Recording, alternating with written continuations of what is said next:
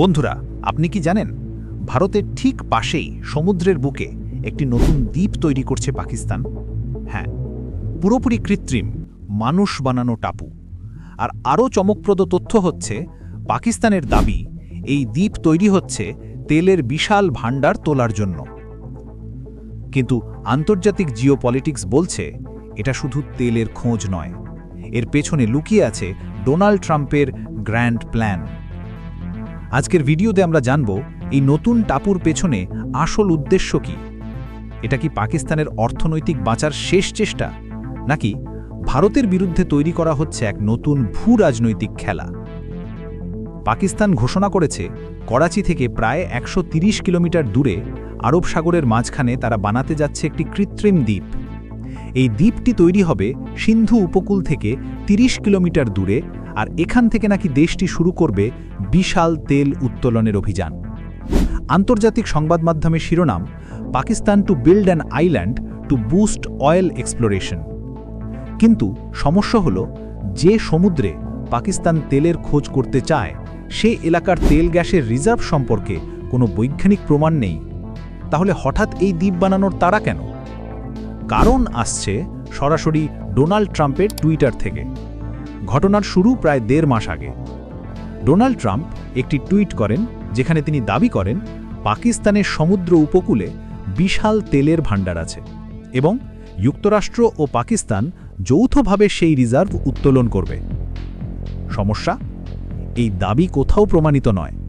কেউ কখনো বলেনি যে পাকিস্তানের উপকূলে এমন বিশাল তেল ভাণ্ডার আছে।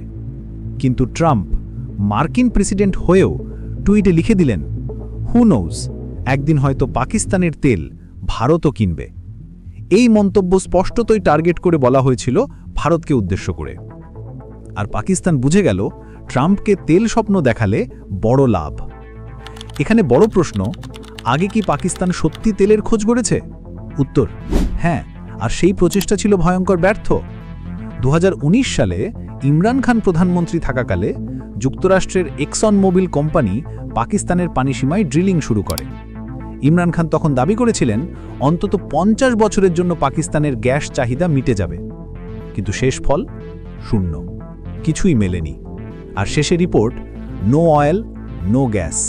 जो एक्सॉन है उन्होंने एक ऑफशोर यानी हमारे समुद्र के अंदर उन्होंने एक जगह देखी है और उन्होंने कहा कि अब वो उनकी किश्ती आ गई, वो ड्रिलिंग कर रहे हैं उसमें।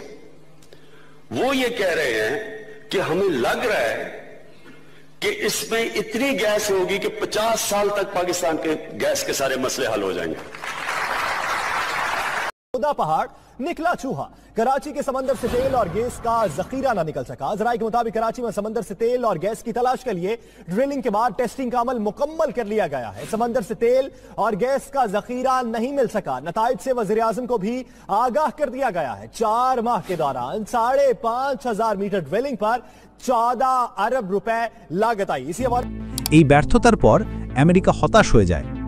কিন্তু 2025 সালে পাকিস্তান আবার নতুন গল্প নিয়ে হাজির। এইবার আমরা কৃত্রিম দ্বীপ বানিয়ে তেল খুঁজব। প্রশ্ন হলো, যেখানে তেল নেই সেখানেই নাটক কেন? 2026 সালে পাকিস্তানের বিশাল ঋণ শোধ করার সময় আসছে। রাজস্ব নেই, অর্থ নেই, তাই তারা এই দ্বীপকে প্রমাণ হিসেবে দেখাবে, দেখো কাজ শুরু হয়ে গেছে, ঋণ দাও, আমরা তেলের আয় থেকে ফেরত দেব। আসলে এটা ঋণ পাওয়ার জন্য সাজানো নাটক। তেল নেই, কিন্তু হাইপ আছে। বন্ধুরা, কৃত্রিম দ্বীপ বানানো কোনো ছোট ব্যাপার নয়। চীন আগেও এই ধরনের দ্বীপ বানিয়েছে, কিন্তু সেগুলো অত্যন্ত অস্থির, ঝুঁকিপূর্ণ। যেভাবে এই দ্বীপগুলো তৈরি হয়, সামুদ্রিক বালু টেনে এনে সাগরের ওপর স্তূপ করে একটা ভূমি বানানো হয়। এখন ভাবুন, যে জিনিস প্রাকৃতিকভাবে তৈরি নয় সেই ভূমি কি শত শত টন তেল উত্তোলন যন্ত্রের চাপ নিতে পারবে? উদাহরণ হিসাবে জাপানের $40 বিলিয়ন কৃত্রিম দ্বীপ বিমানবন্দর সম্পূর্ণভাবে ডুবে যেতে শুরু করেছে। যখন জাপান এমন ভুল করতে পারে, তখন পাকিস্তানের অবস্থা কি হতে পারে? দুর্নীতি, অভিজ্ঞতার অভাব, সঠিক পরিকল্পনার ঘাটতি, সব মিলিয়ে এই প্রকল্প পরিণত হতে পারে একটি ভয়াবহ পরিবেশ বিপর্যয়। বেড়ে যেতে পারে তেলের বিশাল স্পিল, সামুদ্রিক প্রাণীর মৃত্যু, নদী সমুদ্র দূষণ, পাকিস্তান ভারত উপকূলে বড় বিপদ। আসল বিষয়টা হলো পাকিস্তান জানে যে এই এলাকায় বড় তেল ভাণ্ডার নেই, কিন্তু তারা জানে যে ডোনাল্ড ট্রাম্প ক্ষমতায় থাকলে মধ্যপ্রাচ্যের রাজনীতিতে এবং দক্ষিণ এশিয়ায় যুক্তরাষ্ট্রের ভূমিকা আবার বদলে যাবে। এই দ্বীপ প্রকল্পের মাধ্যমে পাকিস্তান আসলে ডোনাল্ড ট্রাম্পকে খুশি করতে চাইছে ঋণ, সাহায্য ও রাজনৈতিক সমর্থন আদায় করার জন্য। এটা তেলের অনুসন্ধান নয়, এটা জিওপলিটিক্সের খেলায় বেঁচে থাকার চেষ্টা। এই কৃত্রিম দ্বীপ সত্যি হবে কিনা, তেল পাওয়া যাবে কিনা, এটা এখনও অনিশ্চিত। কিন্তু এই ঘটনা স্পষ্ট করেছে আগামী বছরগুলোতে আরব সাগর হয়ে উঠতে পারে ইন্ডিয়া পাকিস্তান মার্কিন জিওপলিটিক্সের নতুন যুদ্ধক্ষেত্র। তাহলে আপনার মতে পাকিস্তান কি সত্যি তেলের খোঁজ করছে, নাকি এটা শুধু আমেরিকার আগ্রহ ধরে রাখার রাজনৈতিক নাটক? আপনার মতামত কমেন্টে জানান। ভিডিওটি ভালো লাগলে লাইক ও সাবস্ক্রাইব করুন জিও বাংলা, আন্তর্জাতিক জিওপলিটিক্সের সহজ বাংলা ব্যাখ্যা।